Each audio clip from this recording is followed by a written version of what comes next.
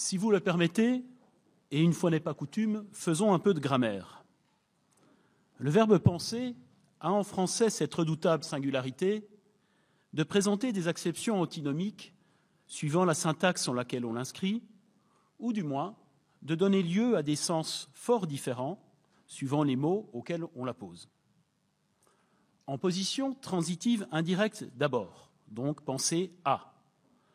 Nous pensons chaque jour, et plusieurs fois par jour, à nos prochaines vacances, au bon Bourgogne que l'on a goûté la veille, au troisième tiers prévisionnel qu'il va bien falloir payer, aux voisins qui nous cassent les oreilles chaque soir, ou aux copies qui nous attendent sur notre bureau.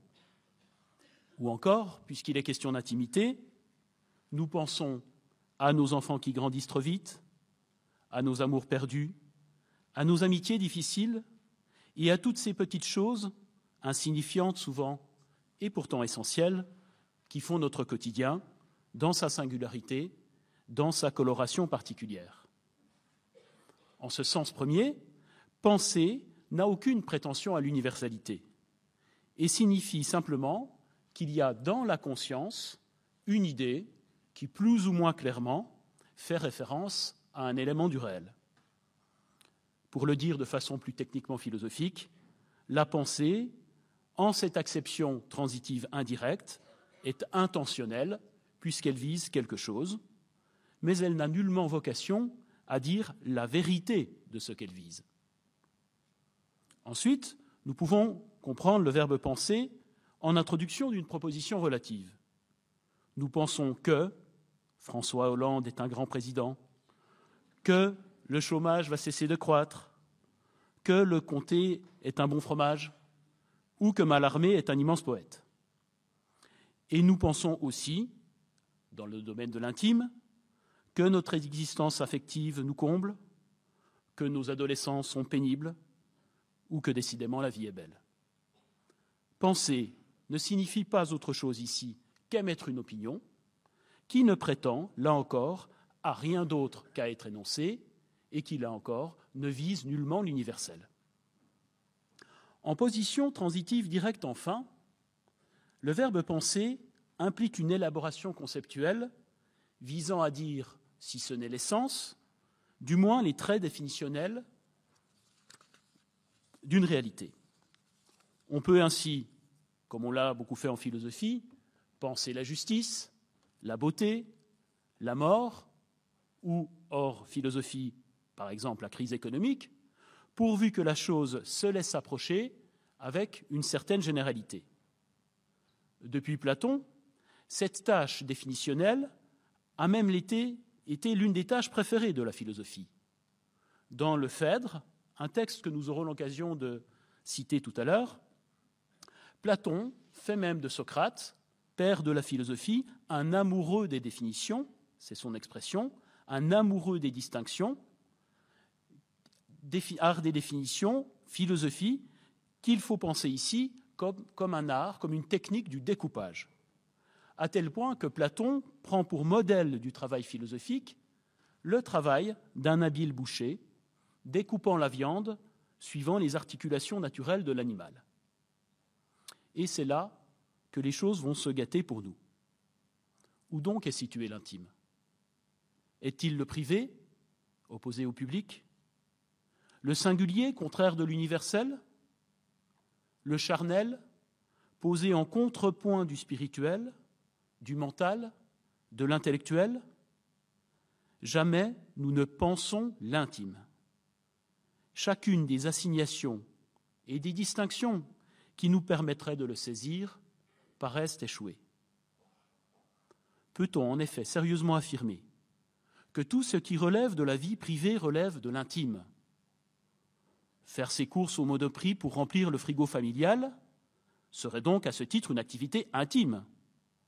Et inversement, la soif de conquête d'un homme politique, convaincu de son destin présidentiel, n'est-elle pas quelque chose d'intime pour lui, alors même que la fonction qu'il vise est éminemment publique? Donc cette assignation de l'intime au privé ne fonctionne pas. Peut-on de même dire de chacune de nos petites singularités, de notre aversion pour tel ou tel aliment, ou de notre goût pour les vacances au soleil, par exemple? Quelle signifie l'intime?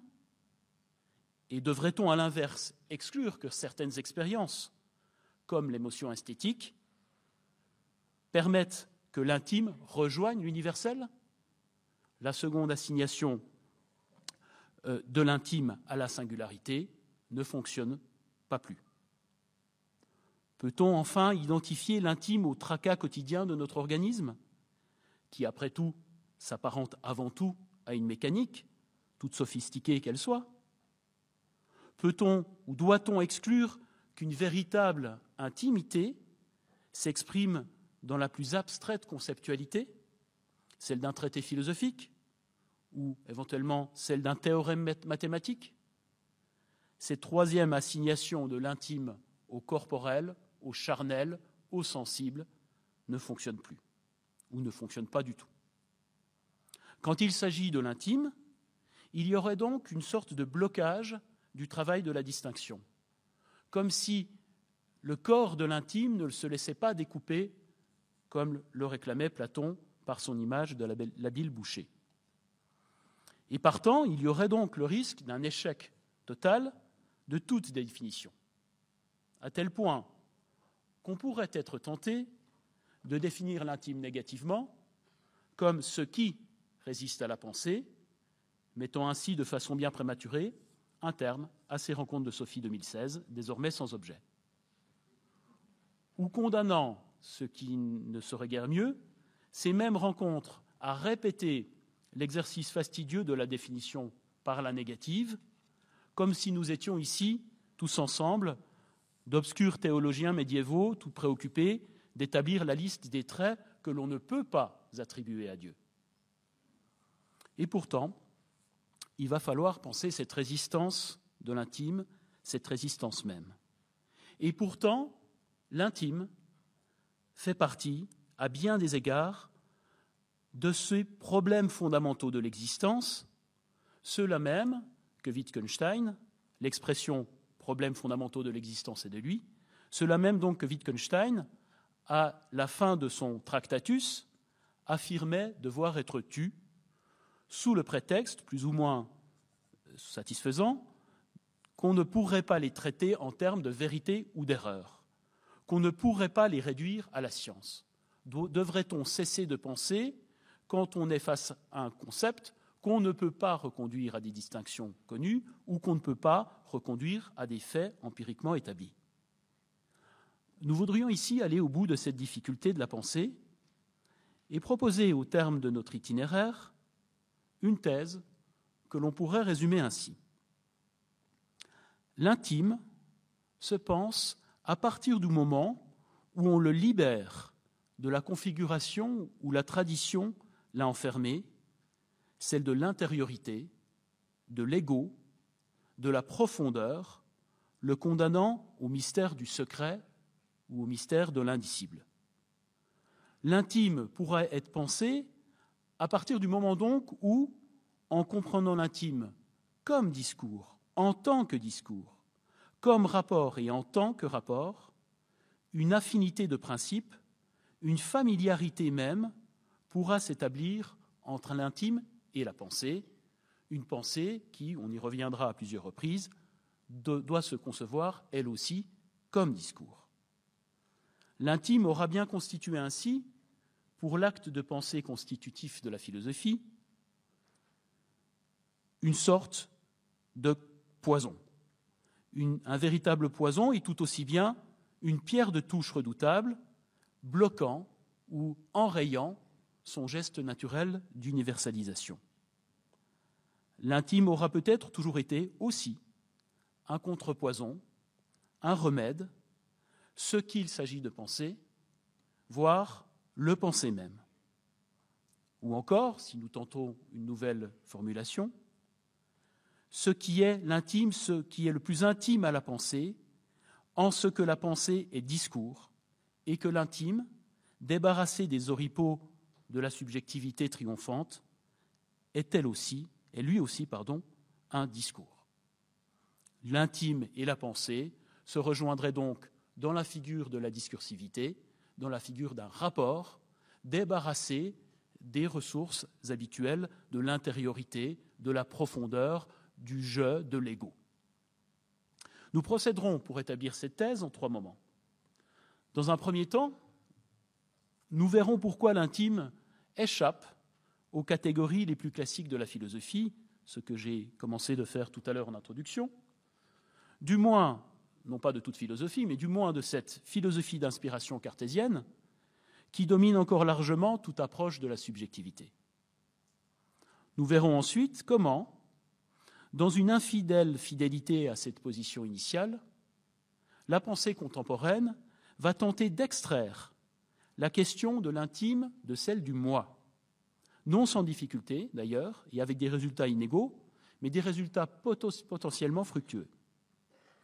Nous tenterons enfin de comprendre comment une pensée de l'intime peut se constituer, non pas comme pensée à propos de l'intime, mais bien comme discours de l'intime lui-même, placé donc non pas en position d'objet de la pensée, mais en position d'énonciation, sur un mode qu'on pourrait appeler un mode de la confession, si on entend par le mot confession tout autre chose que ce qu'elle signifie d'ordinaire, si on entend là donc par le mot confession quelque chose de très éloigné de l'exhibition complaisante des travers moraux d'un moi qui se regarderait dans sa culpabilité. On ne pense pas l'intime, il pense. Il pense en tant que langage absolument singulier d'une subjectivité décentrée ayant enfin renoncé aux illusions narcissiques de l'ego. J'entame donc à présent ce premier moment qu'on pourrait sous-titrer les apories de l'intime. Revenons d'abord, si vous le voulez bien, au verbe penser, placé dans la situation syntaxique qui nous intéresse, c'est-à-dire en situation transitive directe. Quand en philosophie on pense quelque chose, cela peut se dire d'au moins 3 façons. Retenons du moins un peu arbitrairement ces 3 façons principales. On peut tenter d'abord de dire l'essence d'une chose, en produisant ce qu'on appelle en philosophie une ontologie, donc une science de l'être de la chose en question. On peut essayer, de façon peut-être un peu plus modeste, de localiser l'objet, ici l'intime, en proposant quelque chose comme une cartographie de l'intime, ce qu'on pourrait appeler, en tant qu'elle est la science des lieux et donc une forme de cartographie également, ce qu'on pourrait donc appeler une topique. J'emprunte ici l'expression à Freud dont nous parlerons tout à l'heure. On peut enfin dégager sa structure, sa rationalité propre, ce qui aboutirait à quelque chose comme à une logique de l'intime. Nous voudrions ici montrer dans ce premier moment qu'il n'y a pas d'ontologie de l'intime, qu'il n'y a pas de topique de l'intime, qu'il n'y a pas de logique de l'intime dans les philosophies ou les pensées où on aurait bien voulu trouver quelque chose comme une pensée dans l'intime. Dans ces philosophies qui pourtant semblaient pouvoir revendiquer cet objet en tant que pensée du sujet ou en tant que forme d'introspection. Donc pour le dire plus simplement, échec de la philosophie à penser l'intime quand elle conçoit l'intime comme quelque chose qu'il s'agirait d'identifier, de trouver ou de toucher dans un regard introspectif du sujet sur lui-même. Regardons ainsi l'itinéraire que Descartes suit dans ses méditations métaphysiques.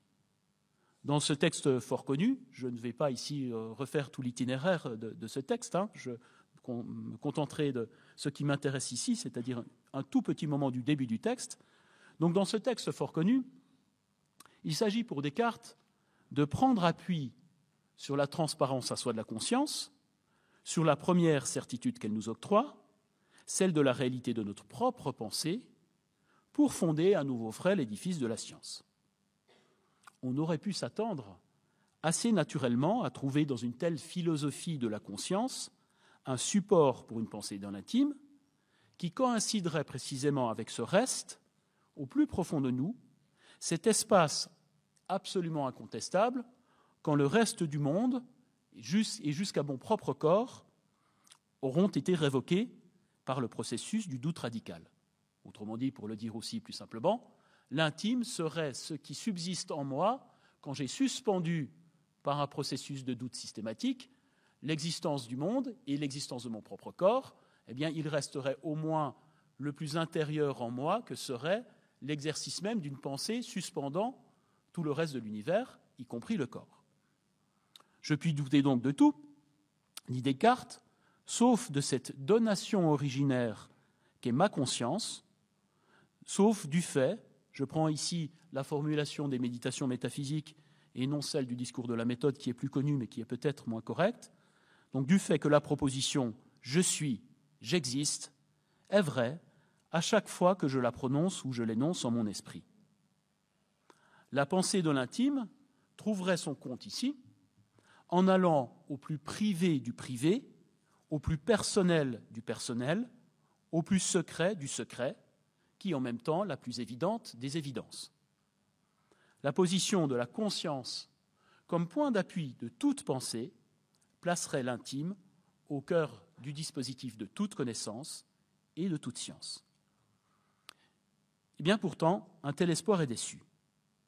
Du simple fait que Descartes, d'abord, ne s'intéresse pas du tout au problème de l'intime dans ce texte, il le fait ailleurs, notamment dans le registre des passions, et que la subjectivité qui va s'énoncer dans le « je suis, j'existe », autrement dit dans ce qu'on appelle le cogito, est transposable sans perte à n'importe qui.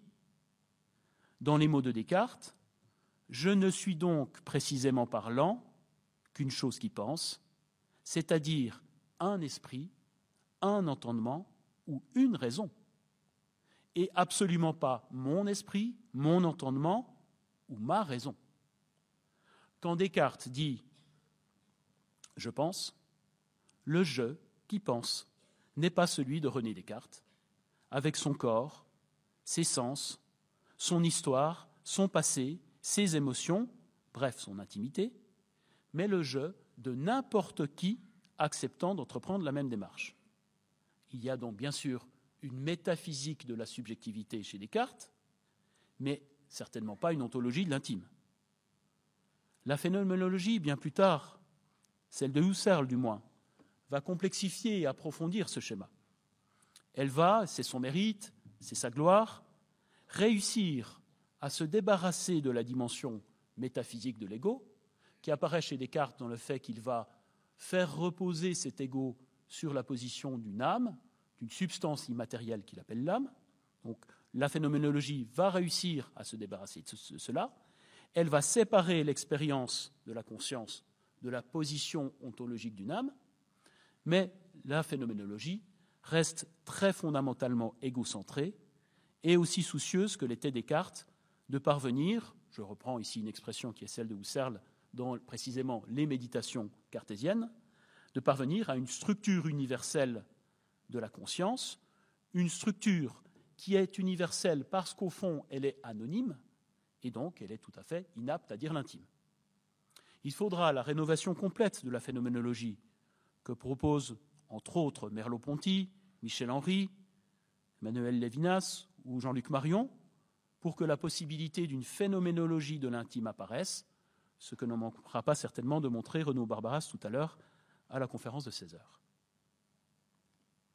On pourrait penser qu'un mouvement aussi ouvertement anti-cartésien que la psychanalyse pourrait résoudre cette difficulté. Si l'intime ne peut pas être dit dans le langage de la conscience, ne peut-on pas espérer qu'une science de l'inconscient, conçue, là encore, comme notre singularité ultime, et donc le cœur de l'intimité, fasse un peu mieux l'affaire?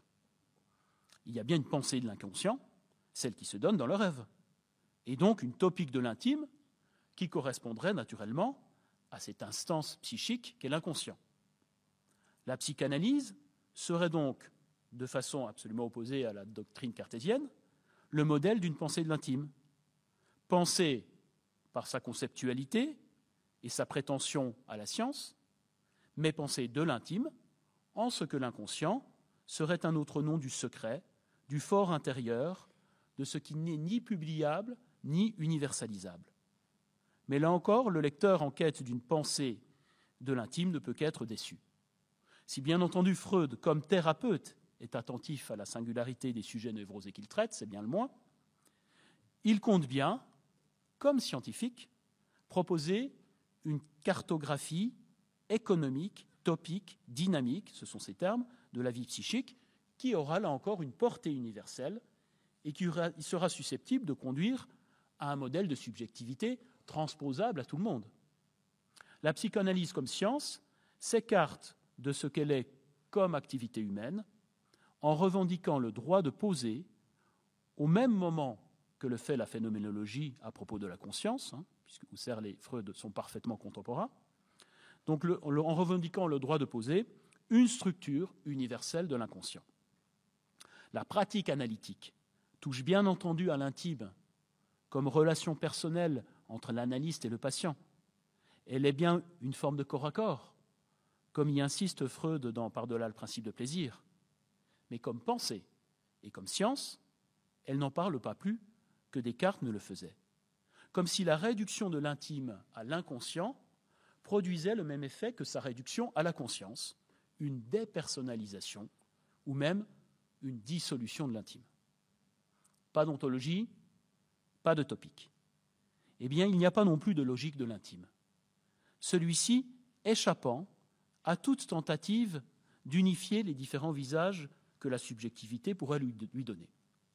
Pour établir ce point, appuyons-nous sur un autre texte classique de l'histoire de la philosophie, à savoir la critique de la raison pure de Kant.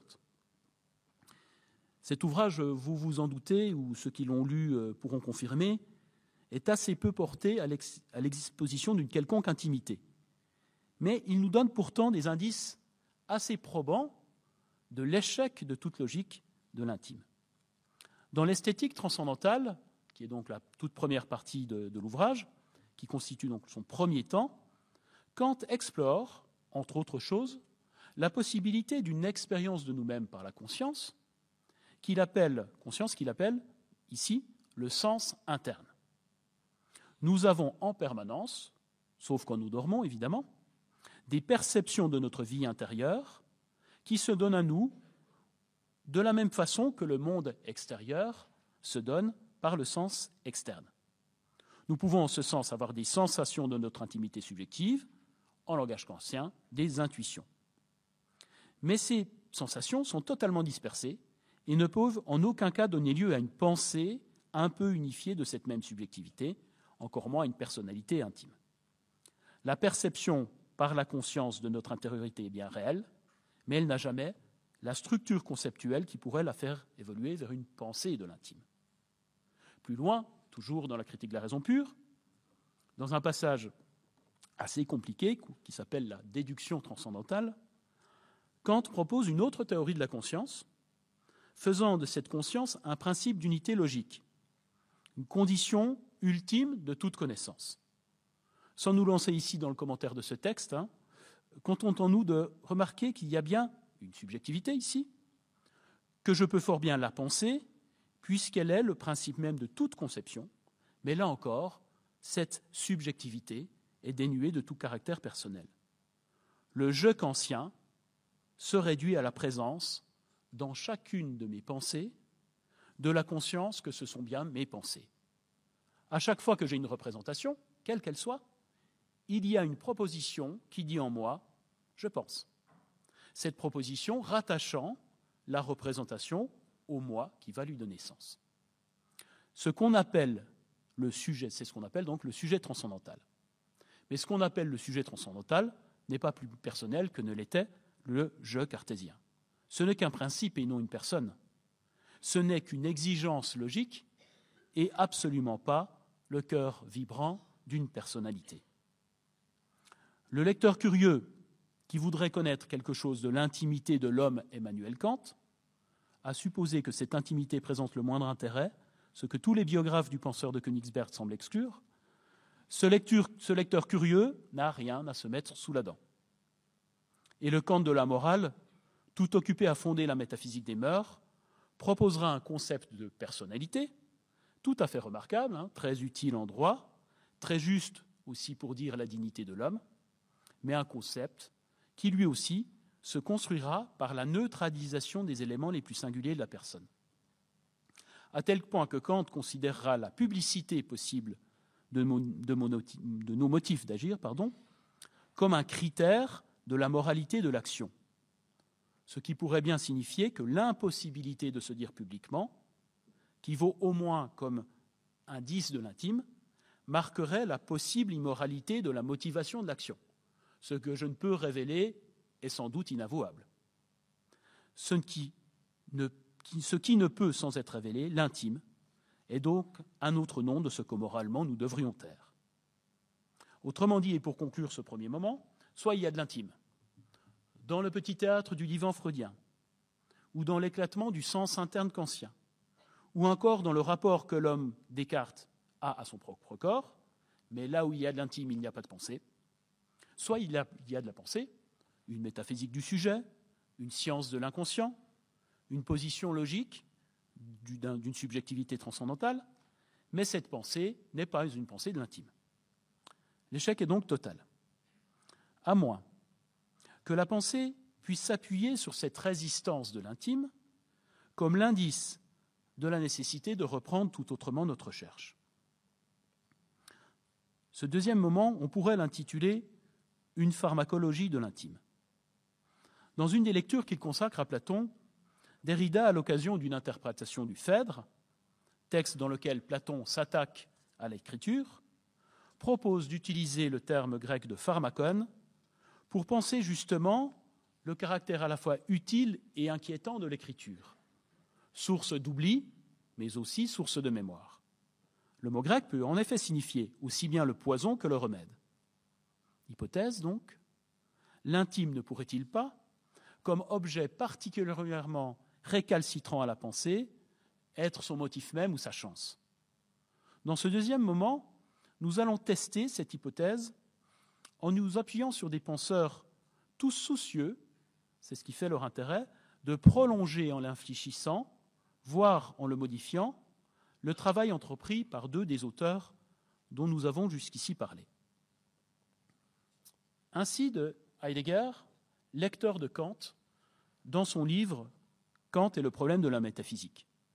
Sans entrer ici non plus dans le détail de ce texte qui est assez compliqué, retenons seulement ceci. Heidegger dit, à propos de Kant, qu'il y aurait bien chez lui une forme de pensée de l'intime et de la finitude, mais que Kant n'aurait pas su voir et qu'il aurait dit pourtant, en des termes étonnamment lyriques pour un philosophe aussi peu porté vers le pathos que Kant, dans la critique de la raison pure. Donc Kant aurait vu quelque chose qui relèverait de l'intime, il n'aurait pas su le penser. À quoi fait-il référence exactement? Kant, au moment où il élabore le fonctionnement concret de la synthèse entre les intuitions et les concepts qui constituent la connaissance, indique qu'il y a là, je cite, « comme un art caché dans les profondeurs de l'âme humaine, comme si l'imagination était le secret le mieux gardé du sujet, la clé de sa diction sur un mode qui n'aurait plus rien de l'universalité du sujet transcendantal et qui pourtant n'aboutirait pas à se dissoudre dans l'inconsistance du sujet empirique qui est l'objet du sens interne. » Au cœur de l'homme, donc, il y aurait quelque chose qui ne serait ni l'unité logique d'un concept, le je transcendantal, ou si vous préférez le je cartésien, ni la simple perception par la conscience d'une intériorité. L'esquisse donc d'un lien singulier entre l'approche de l'intime et le travail de l'imagination. Autrement dit encore, Kant aurait entreaperçu la présence en l'homme d'un espace ni singulier ni universel, fécond et secret, capable de lancer un processus réflexif, irréductible pourtant à la sensation, et pas encore saisi dans la généralité du concept. L'intime serait ainsi le lieu le plus authentique de l'être humain, point de départ pour ce que Heidegger appelle une analytique de la finitude, un point de départ plus judicieux que le sujet traditionnel, celui de Kant ou de Descartes, ou que l'expérience de la conscience de la phénoménologie husserlienne. N'est-ce pas cette même profondeur de l'âme qui apparaît quand nous sommes confrontés à l'expérience toujours imminente de notre propre mort? Est-ce que la philosophie ne trouverait pas dans ce rapport d'intimité à notre propre mortalité le lieu où nous sommes justement irremplaçables, excluant ces mécanismes de substitution que nous avons vus chez Descartes et Kant? Celui qui est face à sa propre mort ou face à la possibilité de sa propre mort est précisément quelqu'un qu'on ne peut pas remplacer par n'importe qui. Bien sûr, le propos de Heidegger dans ce texte de Kant et le problème de la métaphysique, comme dans Être et temps, n'est pas du tout de proposer une pensée de l'intime, mais bien une ontologie, c'est-à-dire un discours sur l'être. Mais on peut s'empêcher de considérer comme un fait significatif que son projet philosophique repose tout à la fois sur une destruction du moi métaphysique et sur une attention aux phénomènes les plus intimes de notre vie, comme si l'intime ne pouvait surgir que sur le cadavre du moi. Et il est très significatif que Heidegger, très soucieux de la spécificité du verbe penser, en fasse tout autre chose que l'expression d'un sujet tout-puissant. Un phénomène qui apparaîtrait dans la capacité qu'a l'homme de réfléchir son propre rapport à la mort, puis, dans la fin de son œuvre, un phénomène que seuls les poètes auraient su approcher, comme s'il s'établissait une configuration étrange, unissant l'intime, la mort, le langage poétique et, du moins chez Heidegger, l'être même. À cette reprise heideggerienne de Kant, pourrait bien répondre, mais là aussi je serai assez rapide, la reprise que Lacan propose de Freud. Ce n'est pas le lieu ici d'exposer en quelques mots le propos de Lacan, en le défigurant certainement au passage, et cette référence s'imposera certainement à bien des intervenants ce week-end. Allons tout de suite à l'essentiel. Lacan, comme Freud, pense l'intime comme l'inconscient. Mais alors que Freud sépare nettement le discours du patient à son analyste et le propos théorique de la science analytique, Lacan montre que l'inconscient n'est nullement une bouillie pulsionnelle à jamais enfouie, mais bien ce discours même adressé à l'autre, à cet autre bien particulier qu'est l'analyste, bien sûr, mais plus généralement aux autres. L'intime, dans la psychanalyse lacanienne, n'est pas reconstruit par une démarche interprétative à partir du discours du patient, il est ce discours, structuré comme un langage. L'inconscient, pour citer Lacan, est cette partie de notre histoire qui n'est pas conservée dans notre conscience, mais dont les archives sont dispersées partout, et plus encore dans le langage duquel sont tissées nos relations à l'autre. Il y a un sujet de l'inconscient qui se constitue dans le rapport aux autres. Il y a une subjectivité transindividuelle, une subjectivité qui ne s'identifie plus à un moi. Dans les mots de Lacan, un sujet qui relève du symbolique, donc du langage, et non un moi, qui relève de l'imaginaire, de la spécularité, du fantasme, du narcissisme. Nous sommes dans nos intimités des êtres relationnels. Chacun de nous construit son intimité dans un rapport, et donc dans une extériorité qui pourtant n'a rien d'une existence publique. L'intime n'est plus à rechercher dans les profondeurs du moi, il est dans une subjectivité relationnelle, tout en surface. Il est dans le langage et non dans l'intériorité. Il se déploie à la condition de briser la structure narcissique de l'imagination, celle qui constitue justement le moi. L'intime ne se laissera pas dire facilement, puisque la révélation de l'inconscient qui fait violence à l'ego, qui va déployer toutes ses ruses pour que l'intime ne puisse être saisi. Mais tout a changé. Si l'intime résiste, ce n'est pas en ce qu'il est trop profond, comme on aurait pu le croire au début de cette intervention, mais bien en ce qu'il ne l'est pas assez. Si l'intime résiste, ce n'est pas en ce qu'il est mystérieux, mais bien en ce qu'on croit qu'il l'est. Si l'intime résiste, ce n'est pas qu'il nous faudrait une intuition particulière pour le toucher, mais bien en ce que nous croyons qu'il est autre chose qu'un discours. Le sujet, entendu de façon radicalement acentrée, est dans ce qui se constitue entre nous, l'amitié, l'amour quand il parvient à ne pas être jouissance de soi, le lien à nos proches quand ceux-ci sont acceptés tels qu'ils sont, c'est-à-dire dans la façon dont ils vont eux-mêmes se constituer avec nous. Faisons le point. Il n'y a ni ontologie, ni topique, ni logique de l'intime. Mais émerge dans le décentrement, dans la destitution du moi, quelque chose comme une intimité nouvelle, qui est langage, qui est parole. Comme si, loin d'être un obstacle à la pensée, elle en constituait le fond essentiel. Et si la philosophie n'avait jamais eu d'autre objet que de dire au mieux la façon dont l'intime se dit, et si elle n'était au fond, ce sera l'hypothèse de notre troisième partie, et si elle n'était au fond, en dépit de son apparente impersonnalité, qu'une forme d'autobiographie conceptuelle, rendue possible par la façon critique ou même hypercritique dont elle va considérer les différents visages de la subjectivité égocentrée. Si la pensée de l'intime était une pensée du moi, un discours sur l'intime correspondrait à une représentation la plus fidèle possible d'une intériorité découverte avant cette représentation et simplement exposée par l'écriture philosophique. Mais ni la littérature dans son genre autobiographique, ni la philosophie la plus soucieuse de l'intime n'ont procédé de la sorte, et ce pour une raison très fondamentale.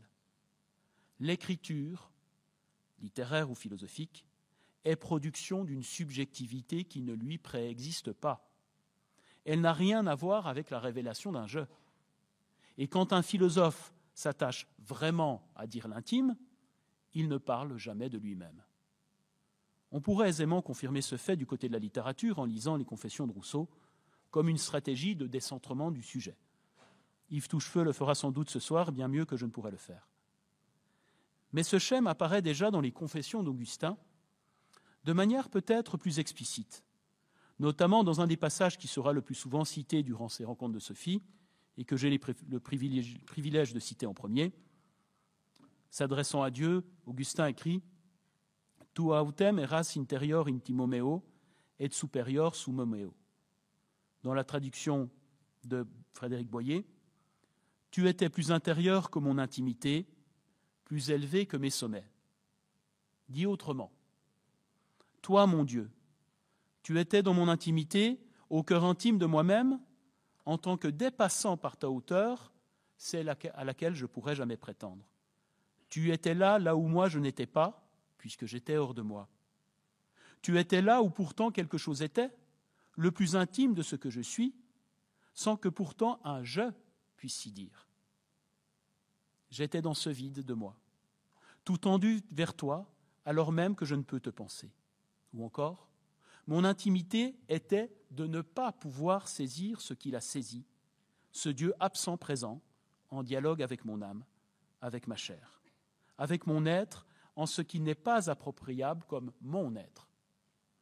On aurait pu donc penser qu'un texte comme les Confessions exprimerait à la première personne l'intimité d'Augustin dans le récit circonstancié de son enfance, de son adolescence tourmentée, de sa conversion, de la mort de sa mère, de ses premiers pas de chrétien. Et que l'intime se donne dans ce récit par la révélation des profondeurs de l'âme d'Augustin. On ne peut pas nier qu'Augustin dise quelque chose de lui dans ces pages si expressives. Mais l'intime, le lieu de la plus grande personnalité, est celui où le rapport à Dieu vient creuser l'espace pour une rupture. L'intime n'est pas un moi qui parle de lui-même. Il est dans un homme qui dit « tu ». L'intime est relation. Il n'est pensable que de la violence qu'il inflige à ce moi spéculaire, produit de son imagination folle, et qui occupe illégitimement ses pensées ordinaires et son souci de soi. Le sujet confessif dit son intimité non comme la présence à soi d'un « je », mais comme la présence d'une absence, celle d'un Dieu trop grand pour moi, comme une béance en lui. L'intime est un vide tout empli du sentiment de son vide. La confession n'est pas ainsi le discours d'un roi, le propos d'un moi exhibant sa vie ou son intériorité. Elle est le témoignage de la fêlure, un discours signifiant que le moi est brisé et que cette brisure le constitue en sujet. Il ne faut donc pas lire les prières adressées périodiquement à Dieu dans les confessions comme le remords d'un écrivain soucieux d'atténuer le narcissisme de son récit de soi. Ces adresses à Dieu sont le discours de l'intime, puisque l'intime est le rapport à l'absence, le rapport à l'autre. Ou encore, l'intime est le discours à l'autre. Il est donc immédiatement penser dans sa diction. Il ne s'agit pas d'identifier l'intime et la pensée, mais en comprenant celui-là comme discours de sujet et non comme exhibition du moi, d'en faire un des objets les plus singulièrement intimes à l'activité philosophique. Nous voudrions terminer notre itinéraire par un philosophe qui aura le plus obstinément tenu à penser dans une conceptualité très subtile, tout en ouvrant dans sa pensée même le lieu de l'intime. Jacques Derrida n'a pas cessé de prendre pour cible ces concepts d'intériorité, de sujet, de moi, de même, toutes ces formes du magistère, du pouvoir logocentrique ou égocentrique. Mais il n'a pas cessé en même temps et d'un même geste d'ouvrir la philosophie à un autre discours, soucieux de ce qui, comme l'intime, résiste aux catégorisations binaires. La marge, la trace, autrui, l'animal, le pardon, le témoignage, l'hospitalité, le spectre et tant d'autres concepts rétifs aux assignations conceptuelles. Et il est très significatif que son tout dernier texte, L'animal que donc je suis, tente d'articuler la philosophie en général à l'exercice autobiographique, tente d'articuler la plus haute conceptualité intellectuelle à la plus intime diction de soi. Il est très significatif aussi qu'il consacre de si belles pages à Augustin, dans un texte qui s'appelle Circonfession, avouant lui-même que son travail de philosophe et d'enseignant n'aura fait que tenter de dire l'intime. Je le cite en un passage où il vient de faire le récit des derniers moments de sa mère, tout en commentant Augustin faisant le récit parallèle de la mort de la sienne. Derrida écrit « J'ai beaucoup enseigné sur ces sujets. Et à l'autobiographique, je dois de dire que j'ai passé ma vie à enseigner pour enfin revenir à ce qui mêle au sang la prière et les larmes. » De ce lien établi par Derrida entre le travail philosophique et celui de la diction de la singularité subjective, nous pouvons tirer 3 conséquences qui sont autant de préalables à la pensée de l'intime. Premier préalable. Penser l'intime ne nécessite aucun discours sur le moi, aucun discours du moi, aucune attention particulière à son intériorité. Derrida construit ainsi son œuvre, dont personne ne pourra sérieusement prétendre qu'elle n'est pas originale, sans jamais poser un jeu. Tous ses livres sont des commentaires, des interprétations des grands philosophes de la tradition. Tous s'introduisent comme en contrebande dans les systèmes pour les démonter de l'intérieur. Tous font ce que la pensée a toujours déjà été condamnée à faire, dire du singulier dans un langage déjà donné, toujours déjà général, qu'il faut tordre sur lui-même pour que l'universalité des mots puisse dire l'exceptionnalité des êtres. Penser l'intime se fera toujours dans un corps à corps avec le langage, jamais dans le recours à l'intuition, à l'ineffable, à l'image. Deuxième préalable, ce corps à corps avec le langage est le lot commun de la philosophie et de la littérature. Mais si celle-ci a le devoir de dire l'intime, elle ne doit pas le penser. La philosophie est dans cette inconfortable position de devoir dire conceptuellement le défi que l'intime lance à la conceptualité. Le corps à corps se fait violence conceptuelle au concept, non pas dans le refus du concept, mais dans le souci de rejeter ce que celui-ci peut avoir de simplificateur et d'inutilement brutal. Nous étions partis de là, l'intime n'est ni le privé, ni le public, ni le particulier, ni le universel, et il résiste donc par principe aux assignations binaires. Si penser, c'est dire par le concept la nécessité de tordre le concept aux dimensions du réel, l'intime est l'objet même de la pensée philosophique. Et il n'est pas étonnant qu'une œuvre comme celle de Derrida, justement, qui s'attache partout à saper les fondements des distinctions les plus tenaces en philosophie, puisse, dans ce travail de sape, donner lieu finalement à un propos d'une grande intimité. Troisième préalable, la pensée philosophique est pensée de l'intime quand, mais n'est-ce pas toujours le cas, elle accepte la dimension discursive de l'intime et qu'elle le fait résonner avec la dimension discursive de la pensée. Penser ne serait-ce pas toujours penser l'intime, si du moins on accorde à la pensée de n'être pas l'application scolaire de catégories préexistantes et qu'on exige d'elle qu'elle travaille sur ses propres dérives et qu'elle inscrive en elle-même les marques de son impuissance? Penser, témoigner conceptuellement de la fêlure du concept, que l'intime est en son essence, cette même fêlure qui lance aussi bien l'aventure de la poésie. La philosophie peut sans doute se saisir de tout, mais l'intime est ce qui la saisit et la condamne à ce travail infini de critique des concepts qu'elle produit elle-même. Universel, singulier, privé, public, conscient, inconscient, sensible, intelligible, intérieur, extérieur, surface, profondeur, matière, esprit. Dans le sang et les larmes de nos intimités se déconstruisent ces oppositions, si nécessaires pourtant et si réductrices. Dans une intimité qui n'a plus rien d'un fort intérieur, il s'agirait de nous dire, de témoigner conceptuellement d'un intime si intime au concept et pourtant encore si soucieux de ne pas être mal dit. Poison, contre-poison, pharmacone. Je vous remercie.